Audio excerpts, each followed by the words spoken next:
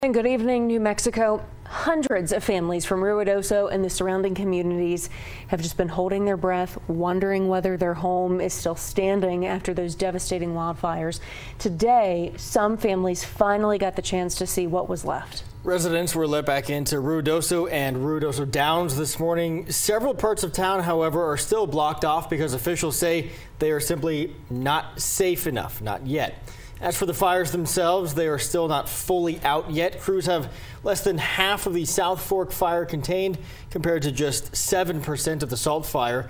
More than 1,000 fire personnel are still working to mop up the area and assess all that damage. Really, until today, many evacuees could only imagine what they'd find based on the hundreds of photos and videos of those fires.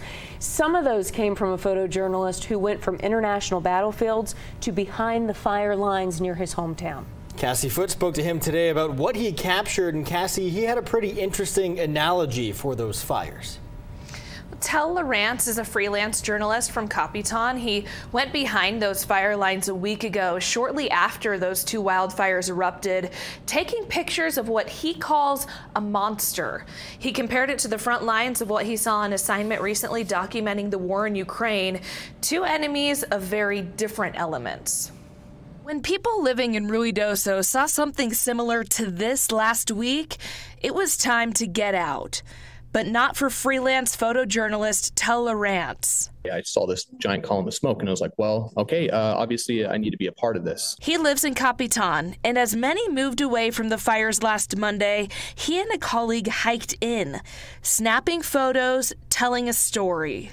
Seeing it and feeling it are two different things. It's its own monster. Like, it's got its own atmosphere, and whenever you're in the midst of the chaos next to this thing, everything changes. Lawrence says his pictures give people a look at what the firefighters are up against, a sense of what tore through neighborhoods and communities. This was a full-on wall of chaos. It was coming for them. And when people went back to the places they call home Monday, Lawrence had already been there, documenting the aftermath of what he calls the fire war zone. Sharing a little bit of the truth of the situation, that's what I was trying to aim for. He compares it to his time in Ukraine in 2022. He was there after Russia occupied the country. Versus a war zone in say, a combat dynamic, it's interesting. There's a front line. And so when you're looking at the fire, there's also a front line, except this one is moving towards you faster and it doesn't stop. Cassie Foote, KOB4.